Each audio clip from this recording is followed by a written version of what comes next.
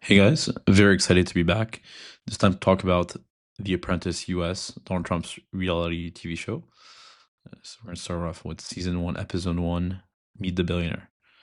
So in this show, basically, there are 16 contestants from all over the United States, from all walks of life. You have people with only high school diplomas, or excellent at sales, people with Harvard MBAs, or with an MD and an NYU MBA. So we really have like a whole spectrum. One that has a PhD and who's a political consultant. You have all types of skill sets. So Trump chose from thousands of applicants these 16 contestants, and you have an interesting mix. So 8 men, 8 women, and he makes the choice early on to divide them as by gender, basically to have two teams set up, male and female. And it's going to be interesting to notice the dynamics. Trump is advised by uh, George Ross, one of his legal counsel, and he's going to be the coach for the female team. And he has a female advisor who's going to be the coach for the male team. Uh, the first challenge he's going to give them, by the way, eventually what's going to happen is they're competing for the chance to be the president of one of Trump's companies for 1 year and to have a very high salary. So they're all competing to become the apprentice and to come under Trump's wing.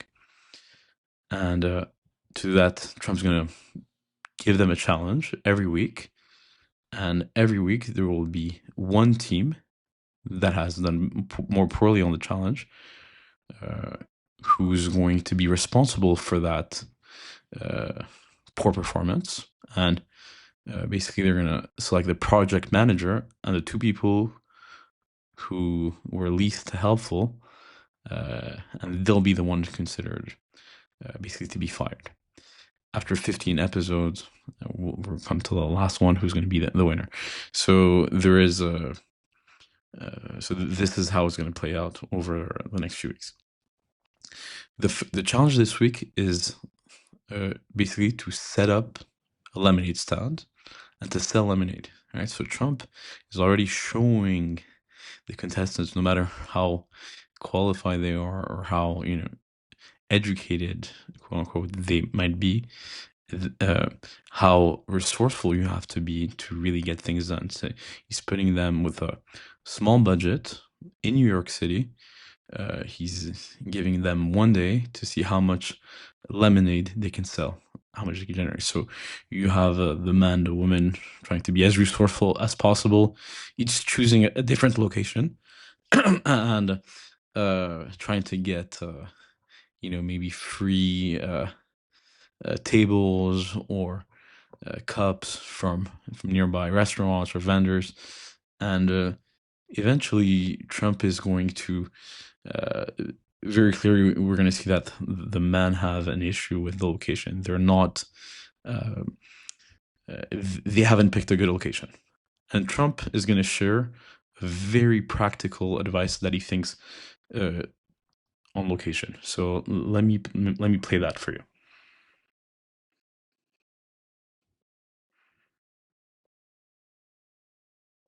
Always felt location is important, but the people behind the deal are much more important than location. I'd much rather have a really smart, talented guy doing a deal in a not so good location than an idiot doing a deal in a great location, because you'll make money every time. Always felt location is important.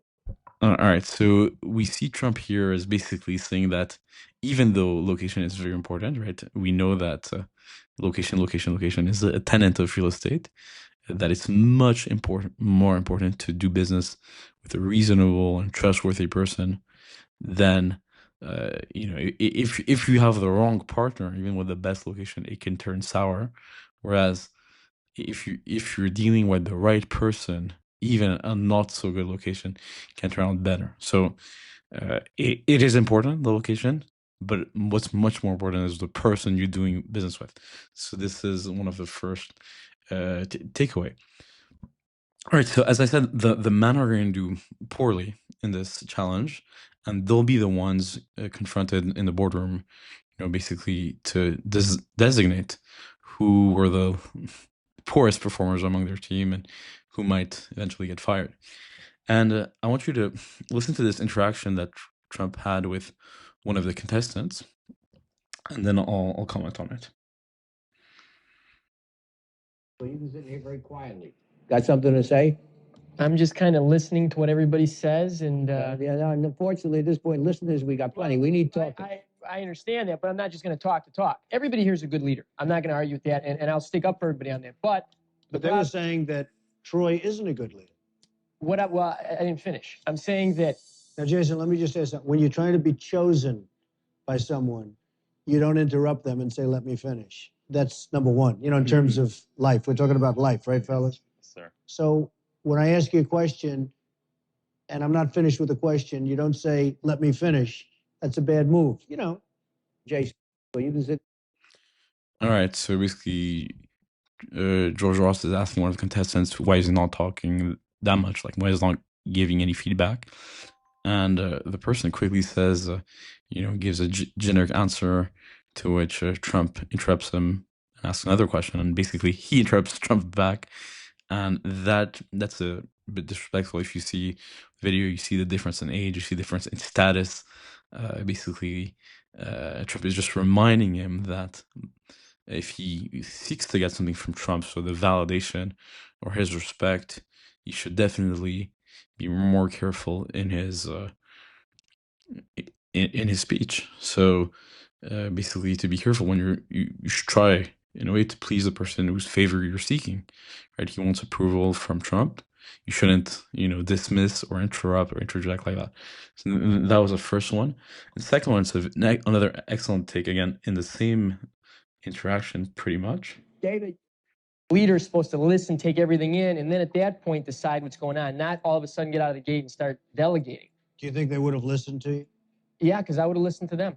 See, I think that's business school stuff. You have to act, not just listen. Troy.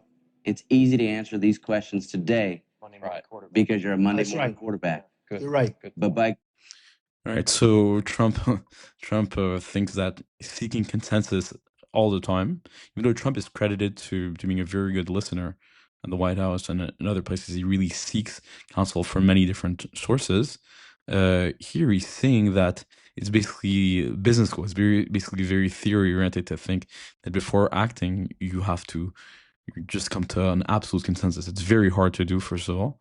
And second of all, you're losing precious time. So Trump is going to favor the ball, right? To favor the action and favor quick decision making. You'll see this as a recurring theme. He wants to come to decision quickly and not, he's really the antithesis of the person who loves to do committees after committees after committees.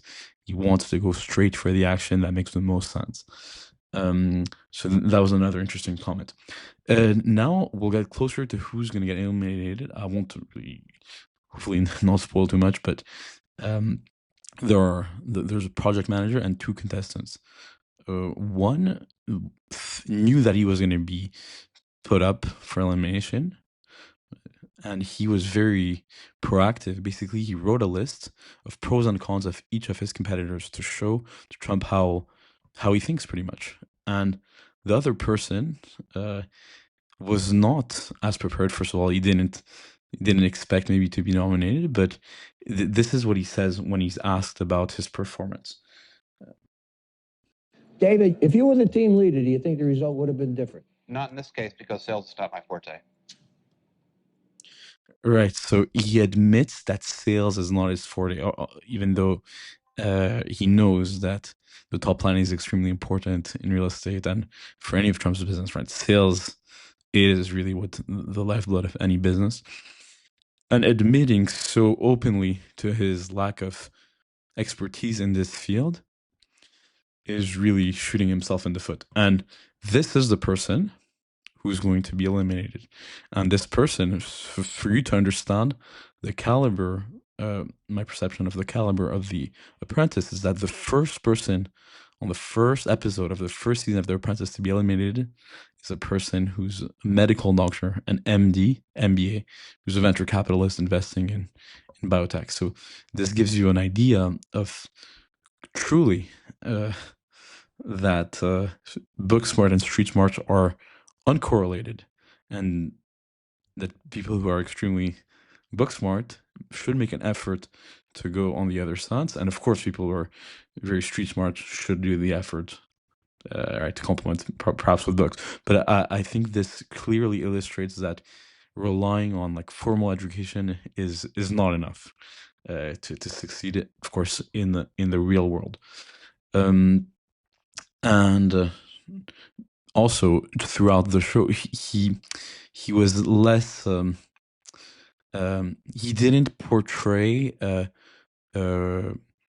competence. He portrayed more agreeableness, right? He tried to be friends or overly friendly with customers, more than being value added. You'll see it in specific ways, but won't spoil it.